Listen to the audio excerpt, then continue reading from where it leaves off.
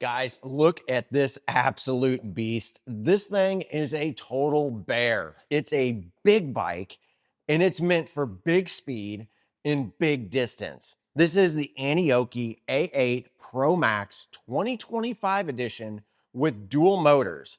This thing is 60 volts of power, and this particular one has a massive 70 amp hour battery. And you can even get it with an 80 amp if you really want to go the distance. But welcome to Ride Electric Reviews, guys. You have stopped into the place where you're going to get detailed reviews on every e-bike that I review. And today, it's on this Aniioki A8 Pro Max. Let's dive into everything about this. So let's start off with the most obvious. This has two motors, one down here in this hub and one down here in this hub. And these are both 60 volt motors. These things are direct drive, meaning that there's 0 gears in them. So you don't have to worry about all those posts that you've seen on other Facebook groups where their nylon geared motors are messed up.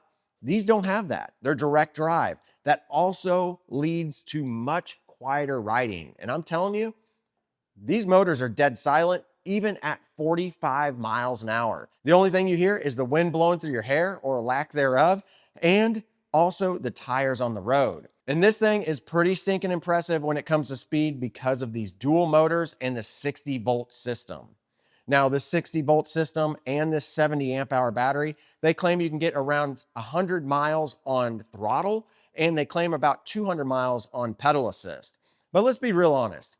This bike being 160 pounds, eMoto style or eMoped style, it's not the best to pedal. It's not super comfortable to pedal, but it is doable. I just wouldn't want to do it for 200 miles. I would be more apt to do throttle only, and that's exactly what I did on my commute. So let's go ahead and let's take some time to show you guys part of my commute and the actual pedal assist levels that this bike has. It has 5 pedal assist levels, and these things are super awesome. Let's check it out. All right, guys, we're out here. It's super early. It's 5 in the morning. I'm going to be heading to work on this Aniioki A8 Pro Max. This is the only bike that I think can conquer the hills fast enough to get me through a specific section on my route to work that doesn't make me nervous with traffic. Last time I took this route, I had a truck honking at me whenever I was out literally in the middle of nowhere climbing a hill. He was mad because it took him like 30 seconds longer to get to work. This thing, I shouldn't have that problem with it at all. We've got the dual motors, both front and back. Let's go ahead. Let's get going so we can beat any traffic on the way to work and see how the Aniioki does on the way there. All right, so we're going to run this bike in dual motor mode pretty much the entire way. Now, this bike is a little bit tricky to get it into dual motor mode, but I think what I have to do first is put it in a higher pedal assist level and then tap a button over here on this side of the screen. There's front motor. It's hard to do because I can't. There's the dual motor. So we're indicating that we're on dual motor right now. And yeah, we're going to get going. Let's go ahead and let's make this trek into work. Now, I'm pretty much going to use throttle pretty much the entire time on this ride. This is definitely not a bike that you would do a lot of pedaling on. The seat's pretty wide, but it's got the option to pedal. What I wanted to show you guys, this is pedal assist 1 full throttle dual motor. This thing is nice and controlled.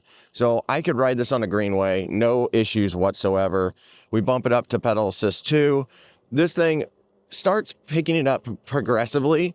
And basically my point is that you can ride this bike slow. You don't have to ride this bike extremely fast if you don't want to. But it's got all the different options. I was a little bit concerned whenever I first saw this bike and realized that I was going to get the chance to ride this, that it was going to be just too fast, that there was going to be way too much power delivered the entire time. But really, you can control it. And then you can also control it based off of the motors that are in this. So you can have it in one motor, either the rear motor or the front motor, or you can run dual motor. So you do have quite a bit of options whenever it comes to how you ride this bike, which is nice. But wow, this bike, this is a great, like, alternative to biking and a motorcycle. I mean, I can technically take this onto like a greenway trail, but look at this conquering this hill. I mean, these hills are absolutely no joke. And I'm just cruising along here. Now this is a big hill right here. This is a very big hill. This is actually the hill that the person got mad at me at. And of course the dual motor with some prepared speed going into it. No issues. All right, so now that we've checked out the pedal assist levels and you guys have seen some of the speed that this particular bike has to offer, you kind of know that this isn't an exercise bike. This is a commuter style bike to get around town, make deliveries, and get to your destination as quickly and as efficiently as possible without having to own a motorcycle license or a vehicle. And I think that Aniioki is really trying to push the limits of what that category is. This is definitely not a class 3 bike. They do have a sticker up front here that basically says, obey traffic laws and you shouldn't exceed 25 miles an hour. So I'm not really sure if this sticker really, why they put that on there and say don't exceed 25 miles an hour, because they do brag about it on their website saying that it can go 45 miles an hour. And let me tell you, it can get up to 40 miles an hour without even hardly trying. It just gets there smooth and silently. All right, guys, real quick, if you're enjoying this content, I only ask one thing of you. Continue watching this video all the way through to the end, because that's really ultimately what YouTube really cares about. All right, back to the video.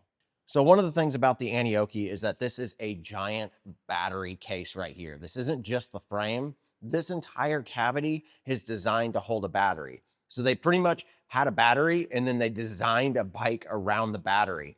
And this thing is absolutely heavy. So if you're not able to lift a lot of weight, then this battery is just massive, guys. Huge, huge battery. And there is a plug over on the side over here that you can actually plug this directly in. And you do have this nice handle. Now, there is a power button right up here that you're supposed to turn off whenever you take it out, and then turn it on whenever you put it back in the bike. There's a little plug that goes into the actual bike itself. But this thing is just a beast, and it's a little bit different battery design than what I've seen elsewhere. They're claiming that this has 7,000 milliamps of power. Kind of crazy. And to put it back in, you just simply just slide that in and then drop it down here very carefully, and then listen for the click. There we go. And then you hit the power button back there. Now the bike is powered up and it's ready to be powered on and ridden. So whenever you first get your bike, make sure that that power button is turned on when you install your battery. Otherwise your bike won't turn on. So let's take a quick look at this seat. This is a very unique seat. Nothing that I have seen like it since probably the 80s with banana seats. That's what it reminds me of. It's a wide seat. It's a proprietary seat. You can't buy a replacement for this unless you go through Aniioki's website. I have seen some people say that they use a gel padding on top of this to make it a little bit more cushioned. It is pretty cushioned, but honestly, it kind of feels a little bit rough the longer you ride on it. I do wish that this wasn't such a custom seat. It is e-moped style. So the nice thing is that you can raise and lower this, because most e-mopeds you can't raise and lower. It does have this massive seat post with this massive seat post clamp. I mean, this thing is probably 2 times the size of a standard seat post. And as you guys can see underneath here, this is the design that holds onto the seat. I imagine you could get this reupholstered. If you could come up with somebody to make a seat that would fit on here, you could probably do that. But you can't replace this with just something out of, like, say, a regular bike shop, because this seat post is definitely unique to this particular bike. And back here, you are going to get a nice rear rack, so you can essentially put all kinds of stuff back here. Aniioki sells a basket that will attach into these little ports right here. And whenever you go commuting, you can pile all your stuff back here and know that it'll hold it. I don't see a weight rating for this, but typically most rear racks hold about 50 to 60 pounds. And I imagine that's probably the same with this. But back here, you do have a tail light, which we'll go over here in just a little bit. And then front and back, you do get these plastic fenders, which do work really well. I did go through a puddle on my commute and didn't have anything splash up on me. Now let's take a look at the drivetrain. You are going to get a massive chain ring up here, so you don't have any ghost pedaling issues on this bike. Not that you're going to be pedaling this to begin with. It does have a relatively nice chain on it. You do have a freewheel in the back along with a turny rear derailleur. Now this is going to be a 7-speed setup. Seems appropriate for this particular bike and this particular style. Now let's take a closer look at this rear suspension here. You do have some adjustability right here. You will need a special tool to be able to actually turn this.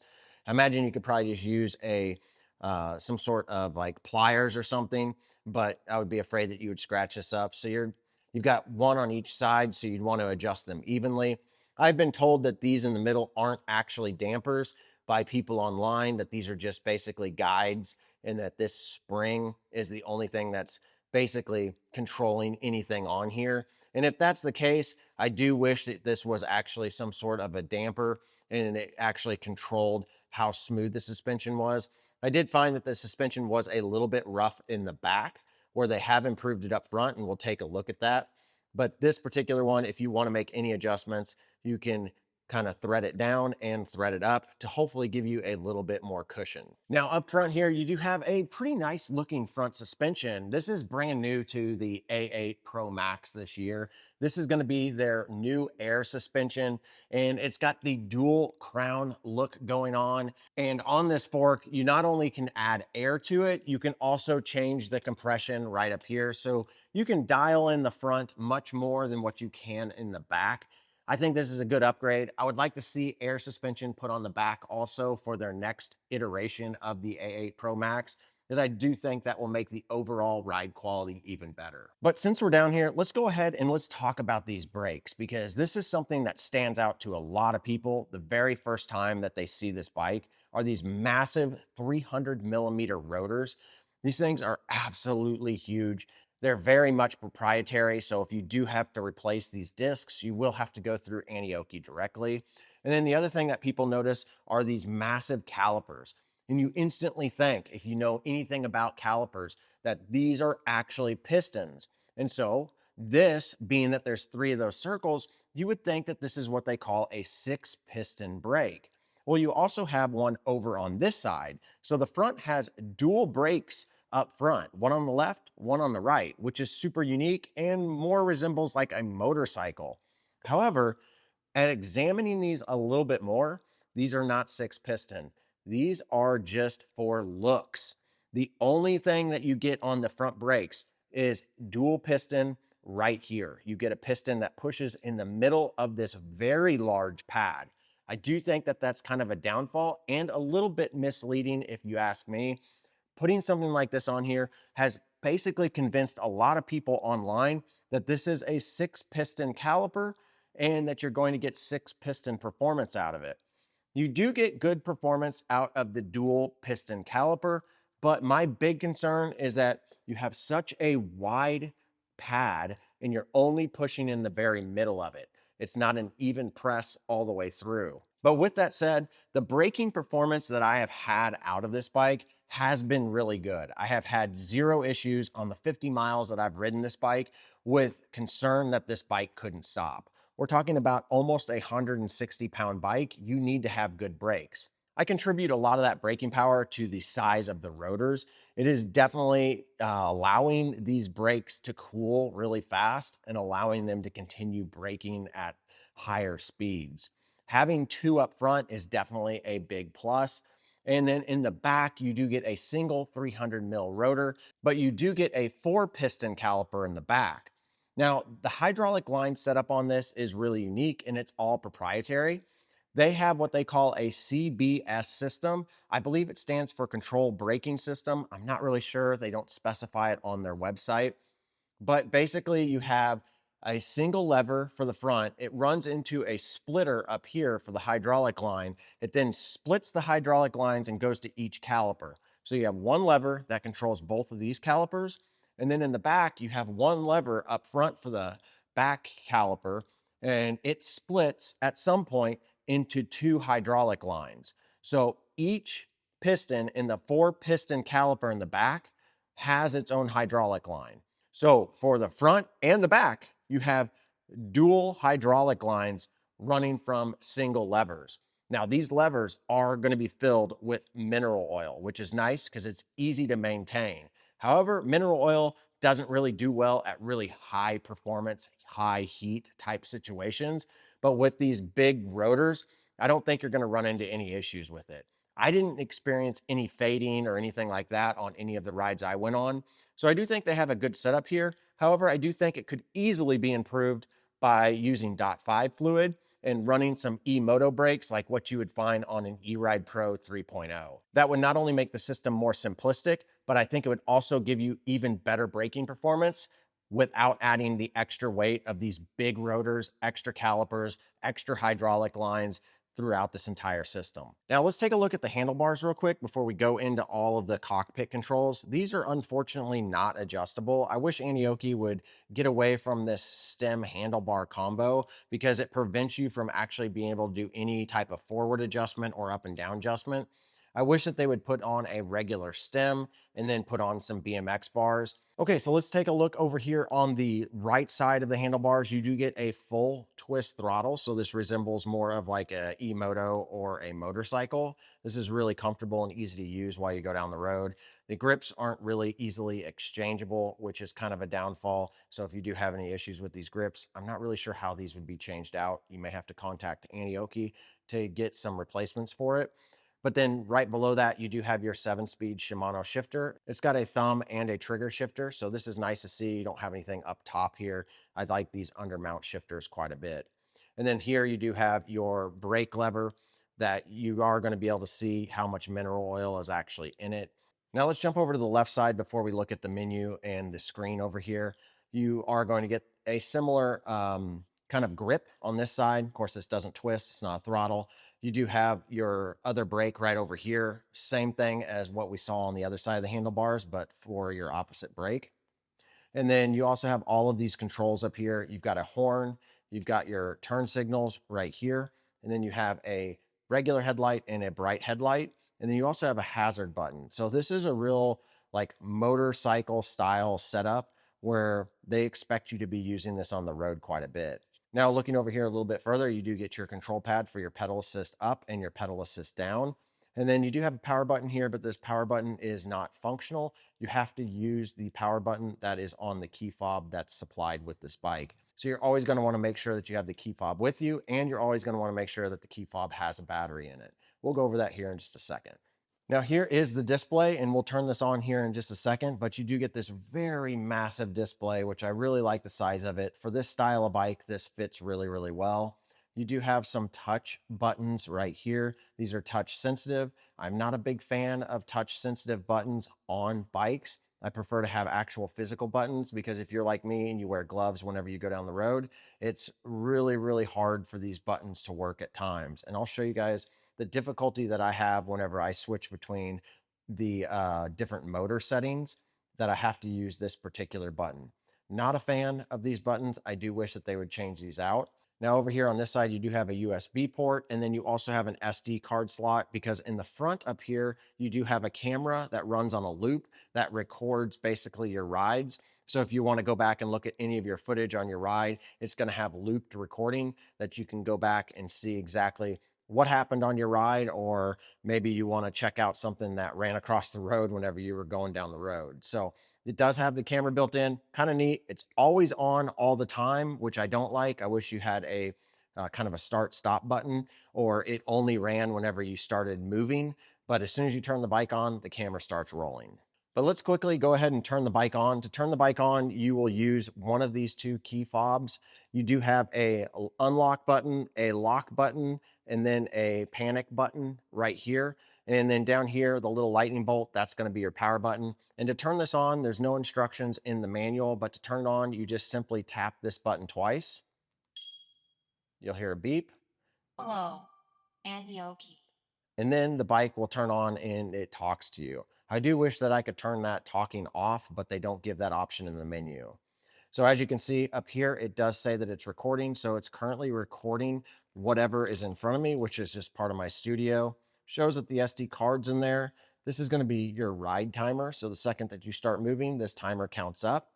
You then have your miles per hour, your pedal assist level, your battery indicator, your odometer right here, and your tripometer right here. And then this will indicate which motor setting you have it in. Currently, it's in single motor rear. If we tap this button, and this is where it gets kind of difficult, if we tap this button, you can see after a few taps, it went to the front single motor. And if we keep tapping it, this is what I'm talking about, it goes to the dual motor. If this was a physical button, I would switch between those motors all the time to conserve battery and just make it a little bit more efficient. But being that this is just so inefficient right here to be able to switch between the motors, not a big fan of this, but now I'm in dual motor mode. I wish that it could start up in dual motor mode, but every time you shut this off, it seems to go back to the single motor rear mode. Then whenever you change your pedal assist levels, the color on the screen will change, so you'll know quickly which pedal assist level you're actually in. And then you do have a pedal assist 0, so you don't have to worry about the throttle going whenever you are just kind of stopped sitting there. We can go into the menu system. And in the menu system, you've got your record, so it feels like a touch screen. So now I can see exactly what is in front of my bike. So you can see that real time. A little bit laggy, but this would be good if you had an accident or something and you needed to go back and actually view the footage.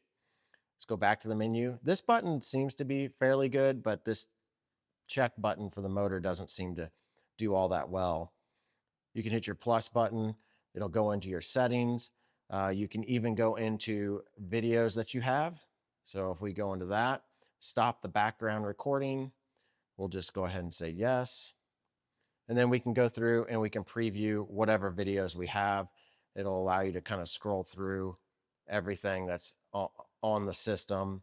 Again, these little touch buttons don't work the best, but they are there. Going back into the menu system, you can sync this up to your phone and you can play music through it. It's got the little speaker in it, so you heard it talk to you. You can play music. Now, if we go over to the settings, now if we dive into the menu settings, you're going to get your loop recording. You're also going to get your backlight brightness. You're going to get whether you want miles or kilometers, how much time you want it to be to actually before it goes to sleep. Your gear mode is going to be if you want it to have 5 modes, pedal assist modes, or 3, all depending on how you want that to go. We'll go down. You can set up cruise control on this, which is kind of cool. So you can essentially cruise on this. I personally don't like cruise control, so I just kind of left that off. You can reset all of the settings. So if you want to go back to factory, you can format your SD card. You can check out the system version and some additional device info, change the language, check the battery voltage settings. You can even go in here and change the speed settings. So you can change like the wheel diameter and the maximum speed. I honestly don't find that this does anything because it just goes maximum speed if you really want it to. Then you've got your boost intensity. This is where you can go in and you can actually say what intensity you want this motor to kick off at. If it's too aggressive, you can lower it, or if you want it more aggressive, you can raise it. I kept it at 3, seemed to be pretty good. Now, this is the booster magnet disc type. I don't really know what this is, so I did not mess with it, and there's not really anything in the manual that tells you what that actually is. So if you know what that is, leave that in the comment below. Then you get something called PWM settings. Now this looks like it allows you to change how much power you want each pedal assist level to actually give you. And apparently there's some sort of boost level. I haven't figured out what this is, but if you guys know what 6 km boost PWM is, it's only set to 51. Seems really low, but maybe that's additional beyond what level 5 gives you. But this will allow you to kind of control your speed. So you can kind of set these up to kind of give you the speed settings that you would prefer. Then you can bind your phone. So if you want to run music through it, you can go ahead and do that. You can set a password on there and then you can even change the password. And those are all the settings inside the menu. I pretty much left them kind of set the way that they were. So here's a look at the turn signals.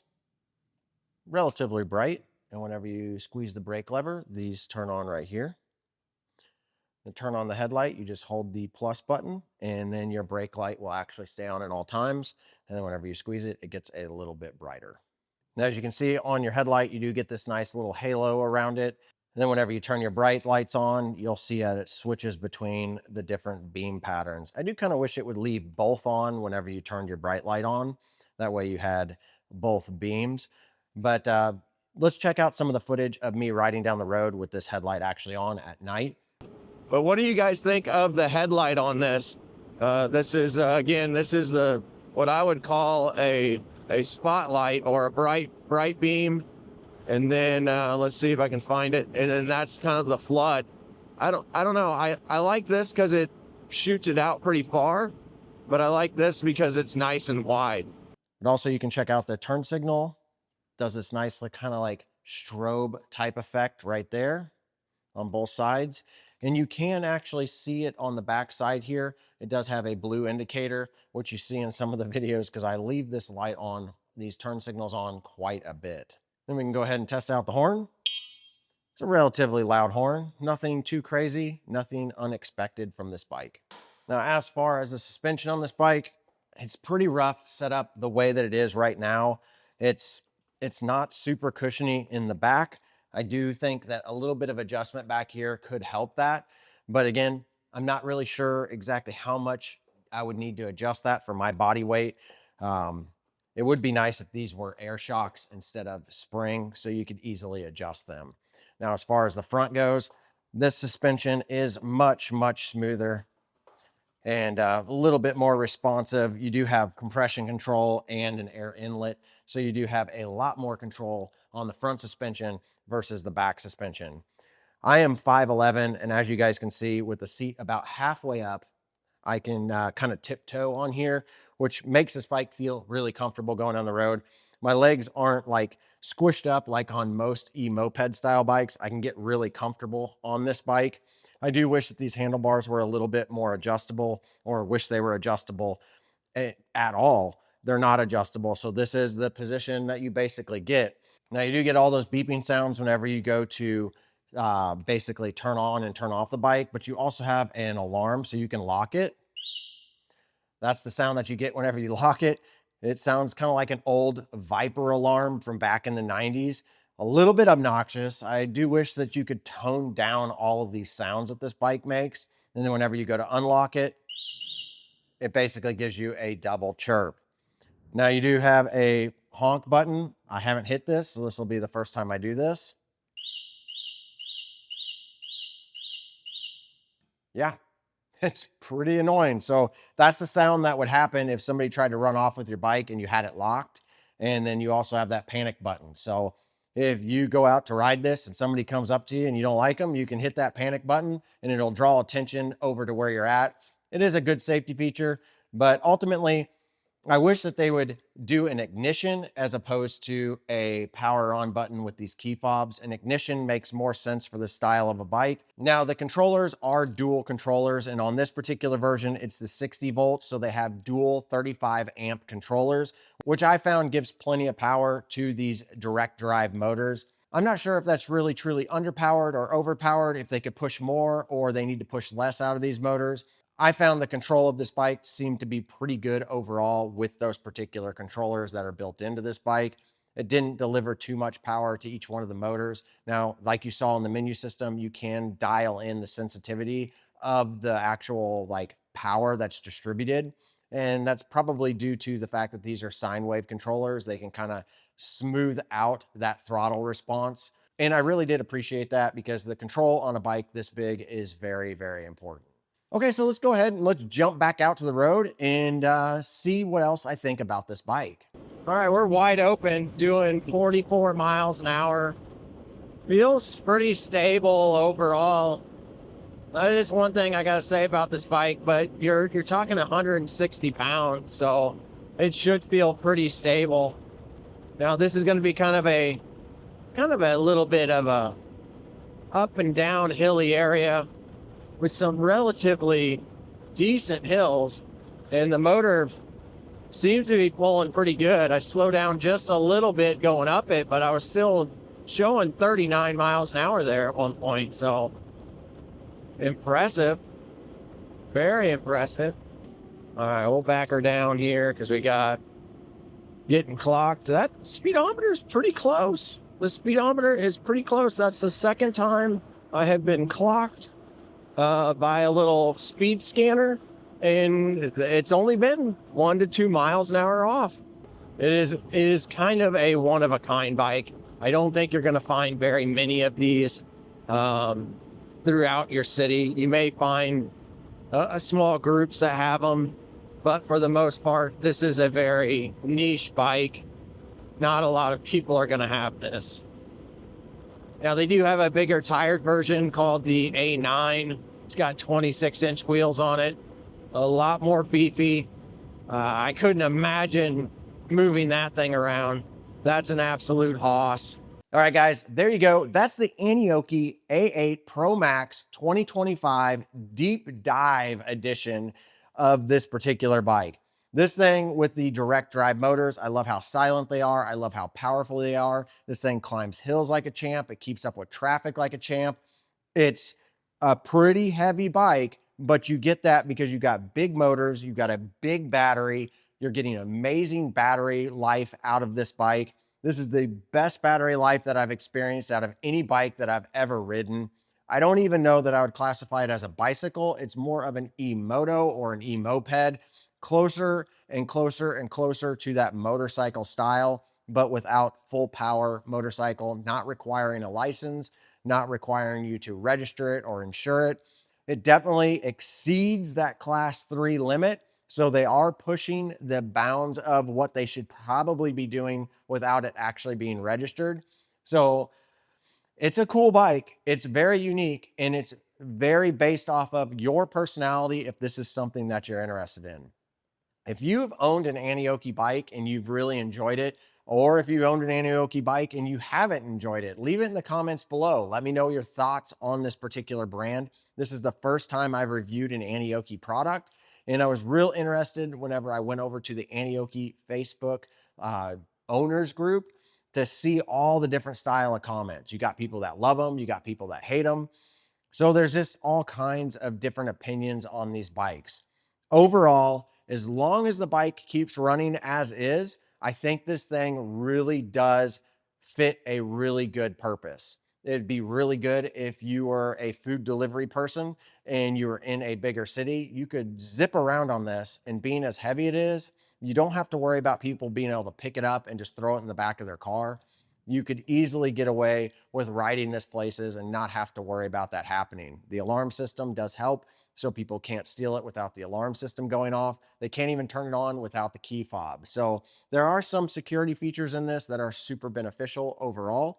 And coming in right around $3,300 is what you'll pay for this particular version. It definitely fills a niche that really a lot of other bike manufacturers aren't truly looking at. There's only a few out there that are looking at high speed, dual motor, heavy duty, long distance style bikes. So I do think that there is a place for this bike. It's not for everybody. It's not for somebody who wants fitness. It is definitely for somebody who wants to commute, get around town fast, and not have to worry about a car or a motorcycle license. All right, guys, if you want to pick up your own Aniioki A8 Pro Max, definitely check out my links down below. If you like this content and you want more of this, and you want more of all of the content that I produce across all my channels, go check out Mike's Unlocked Garage. That's my Patreon page. For as little as $3 a month, you get early releases of all the videos that I put out across all my channels, and you get direct access to chat with me and the group within Mike's Unlocked Garage. So if you guys want to contribute and help this channel grow even more, hitting that subscribe button, joining Mike's Unlocked Garage, and even just leaving a comment or hitting the like button definitely helps. But as always, guys, thanks for watching. Now get out there and ride your e-bike.